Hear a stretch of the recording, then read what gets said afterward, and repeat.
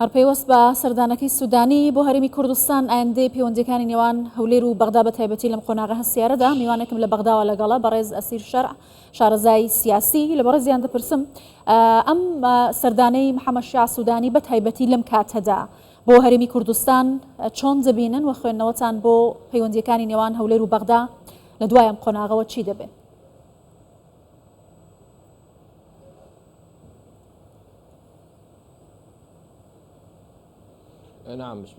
منای خۆی بەخشندە میرەبان بەیانی و باش سڵاو بۆ ئێوە و بۆ بینەرانی بەڕێز ئەم سەردان و گەشتە بۆ هەولێر لەو کاتەیە کە بۆ تێگەیشتن هێلان هەردوو حکوومەتی فیدرالی و حکوومەتی هەرێمی کوردستان ئەو سەردانانەی دواتریش کە پێشووتر ئەنجام دراون لایەن بەڕێز مەسرور بارزانی و ڕێزنەچیمان بارزانی لەو پێناوە بووە تێگەیشتنی زۆر هەیە لەگەڵ سەرۆکی حکوومەتی فیدرالی بەڕێز محەممەد شیع سوودانی بۆیە ئەو سەردانە و ئەو زیارەتەش بۆ کێشانی نەخشەیەکی نوێیە بەر لە هەڵبژاردننی پەرلەمانی داهاتوو ئەمە بۆ هەمان کات بۆ هاندانی سەرکردەکانی هەرێمی کوردستانە بۆ پێکەنانی حکوومەتی داهاتوو پێم وایە بەڕێز شیع سوودانی و لە ئیمڕۆژکە لە هەولێرە و لە سولێمانیش بۆ چوونەکان دەخاتە ڕوو و داواش لە سەرکردەکانی هەولێر و لە سلێمانیش بە هەمان شێوە دەکات بۆ ئەوەی بە خێرایی حکوومەت پێک بهێندرێ و ناکۆچەکان وەلا بندرێن بێجگە لە چەندین دۆسی هەڵپەسێردرا و کە تاوتوێت دەکرێن لەگەڵ برایان لە هەرێمی کوردستان. زۆر باش ئاماژەت بە پرسی هەڵبژاردن کرد لە هەرێمی کوردستان کۆتای پێهاتووە لە سەروبەندی پێکەنانی کابینەی دەی حکوومەتدان بەڵام هەڵبژاردننی پەرلەمانی عراق و پێکهاتنی کابینەی داهاتوی حکوومەتی عراقیش نزیکە پێتان وایە ئەم دوو بابەتە چەندە پەیوەندیان بەیەکەوە هەیە ڕێگاکانی پێکهێنانی کابینەی داهاتوی عراق بە هەولێردا تێدەپەڕێت؟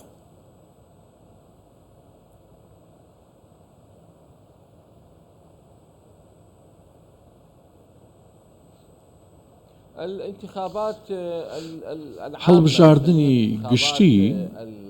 هەڵبژاردننی یاخود هەڵبژاردننی پەرلەمانی کە لە تشرینی یەکەمی ساڵی داهاتوو ئەنجام دەدرێت گرنجەشی زۆری هەیە بۆ تێکڕای هێزە سیاسەکان بە تایبەت لەو کاتی هەڵبژاردنەکانی ڕابردوو خولەکانی ڕابردوو ئەو جۆرە گۆڕانکارانەی بەخۆ نەبینیوە کە ئێستا بینراون چونکە بارودۆخی سیاسی و ئاراستە سیاسی کە بەڕێز شیع سوودانی گرتووێتە بەر جیاواز بووە لەگەڵ سیاسەتەکانی ڕابردوو بەو پێی کاتێک قسە لەسەر پەیوەندەکانی هەرێم و ناوەند دەکەین دەبینین ڕەنگە دەرەنجامی باش هاتبنە بەرهەم جێی پەسەندی برایان لە هەرێمی کوردستان بن لە هەمان کاتیش بەڕێز شیع سوودانی بۆیە پێمان وایە ئەو سیاسەتێکی گەشە کردووە کە ئەو بەرجەستەی دەکات لە کارەکانی خۆیدا پێم وایە کاریگەری مەزنی دەبێت بۆ کۆتای پێهێنان بە ئاستەنگەکان و ناکۆچە مەزنەکان لە نێوان هەرێمی کوردستان و بەغدا و جۆرێک لە کەشێکی دیپلۆماسی و دانوستان دروست بکات گرنگی هەڵبژاردننی داهاتووش لەوانەیە لەسەر ئەو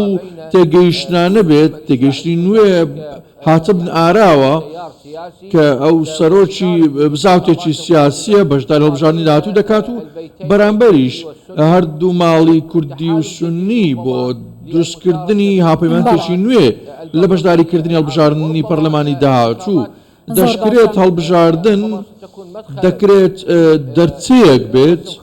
بۆ کێشانی نەخشەیەکی سیاسی نوێ. سوودانی لە سەردانەکەیدا لەسەر کۆمەڵێک پرسی گرنگ قسە دەکات لەگەڵ بەرپرسانی هەرێمی کوردستان کە پێشووتر هەرێمی کوردستان ویستوێتی بەڕێگەی دانوستان ئەم بابەتانەیەک لایە بکاتەوە بۆ نمونە پرسی موچە و بوجە هەناردەکردنەوەی نەوتی هەرێمی کوردستان لەم دوایانەشدا بابەتی سەرژمێری ئەم سەردانە ئەتوانێت کاریگەری لەسەر چارەسەرکردنی کۆی و بابەتانە هەبێت کە پێشتر هەرێم لەبارەوە نیگەرانی خۆی گەیاندۆتە بەغدا؟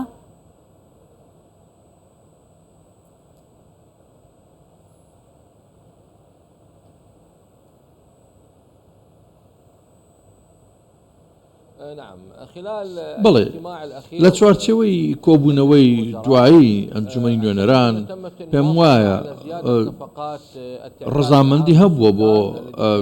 زیادکردنی تێچووی ڕاپرسەکان کە لە 20 مانگا پێشبینی دەکرێت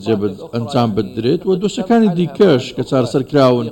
لەگەڵ برایان لە هەرێمی کوردستان بۆیە ئەو سەردانە سەرکەوتوو دەبێت چونکە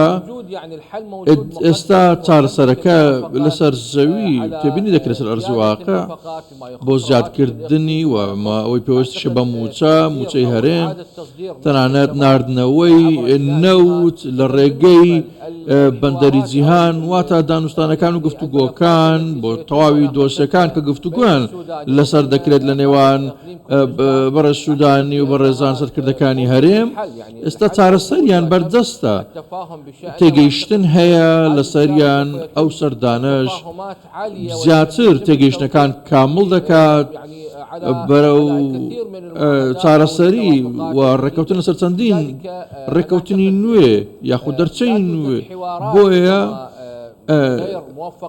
پێم وان نییە لە چوارچێوەی ئەو سەردانەدا هیچ جۆرە دانوستانێکی یاخود کۆبوونەوەیکی ناسەرکەوتوو هەبێت هەموو شتێک بەباشی دەبێت لە بەینی حکوومەتی فیدرالی و حکوومەتی هەرێمی کوردستان سەردانێکە بۆ کامڵکردنی ئەو چارەسەرانەی کە هەن و ئەو ئەنجامەی هاتۆتە دی تا ئێستا بۆ ئەوەی بتوانرێت پرۆسەی سیاسی بە قۆناغێکی تر بگات لە نێوان هەرێمی کوردستان و حکوومەتی فیدرالی ئەمەش بە گۆڕانکاری ئاراستەی سیاسی بە شێوەیەکی گشتیە. باش ئەو گۆڕانکاریانە چۆن دەبینن بە تایبەتیە گەرێستا باسی دۆسی ئەمنی و سەقامگیری بکەین ڕۆژهەڵاتی ناوەڕاست بە گشتی کە مەترسیەکانیشی لەسەر عراق هەیە هەماهەنگی نێوان عراق لەگەڵ هەرێمی کوردستان بە تایبەتی چۆن دەتوانێت کاریگەری لەسەر کۆی پرۆسەی سەقامگیری لە عراق هەبێت.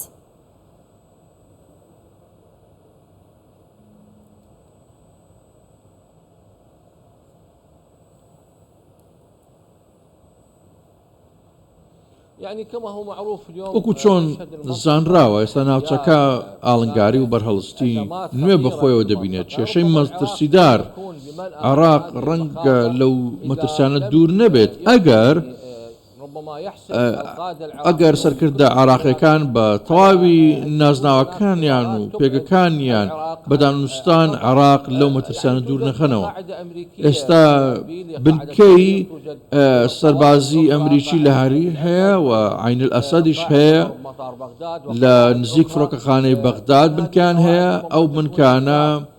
دەکرێت ئامانج بن بۆ میلیشیا چەکدارەکان گرژی هەیە لە ناوچەکە ئەو دانوستانش کە ئەنجام دراون لە نێوان سوودانی و بەڕێزان لە چوارچێوەی هەواهەنگی سوودانی باسی لەوە کرد وەگەر ئەو هێرشانە بەردەوام بن ئەو هێرشە موشەچیانە بۆ بە ئامانجگرتنی بنکە سەربازەکان یان لە ڕێگەی فڕۆکەی بێفڕۆکەوان عراق دەخاتە بە هەرێمی کوردستانیشەوە دەخاتە نێو ئەو گێژەڵوچی ئەو کێشانە لە ڕۆژهەڵاتی ناوەڕاست واتە ئەو دانوستانانەی سوودانی لە ناوخۆ دەرەوە ئەنجامی داون بە دڵنیاییەوە بۆ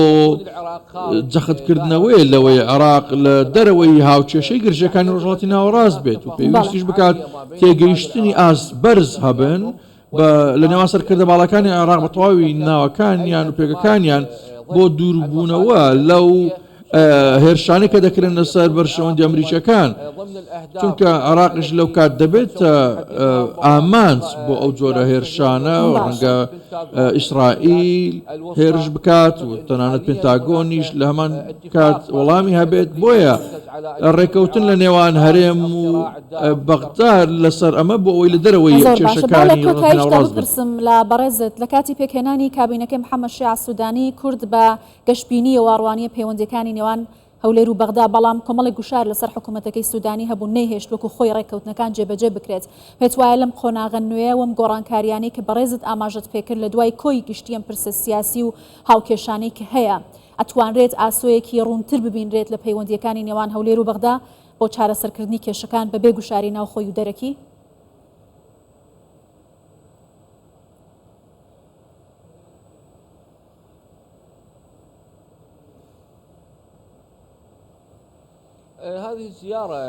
ئەم سەردانە پێم وایە گەشە دەدات بە قۆناغێکی نوێ. ئێستا پەیوەندی نێوان کورد و عەرەب لە باشترین دۆخیدایە کاتێک بەراورد دەکەین بە قۆناغەکانی ڕابردوو. هەندێک کێشە هەبوون نەدەکرێت چارەسەر بکرێن، بەڵام ئێستا هەندێک هەوڵ هەن، هەندێک هیوا ئافرێنراون لەو نێوانە بۆ چارەسەربوونی تەواوی ئەو کێشانەی کە هەن لەسەر زۆربەی ئەو دۆسیانەی هەن هەڵپەسێردراون لە کەڵەکەبووی قۆناغەکانی ڕابردوون. بەڕێز سوودانی دەرگەی کردووەتەوە دانوستانەکانی سەرکەوتوو بوون لە ماوەی ڕابردوو. بۆیە من دووپاتی دەکەمەوە ئەو سەردانە هاریکار دەبێت و قوڵایی بە پەیوەندی نێوان کورد و عەرەب دەدات. ئەمە وێڕایی تەواوی کیان ولایەنەکانی دیکە ئەو پەیوەندیە بە ئاراستەی ڕاست دەڕوات بۆ ئەنجامدانی هەڵبژاردن لە تشرینی یەکەمی ساڵی داهاتوو. بۆیە ئەو سەردانە پێم وایە استراتیژی نوێدا دەڕێژێت، پلانی نوێدا دەڕێژێت بۆ زۆربەی دۆسی هەڵپەسێردراوەکانی نێوان هەولێر و ناوەند. زۆر باشە. بەڕێز ئەسیر شارەزای سیاسی لە بەغداوە لەگەڵمان بووی، زۆر سپاس.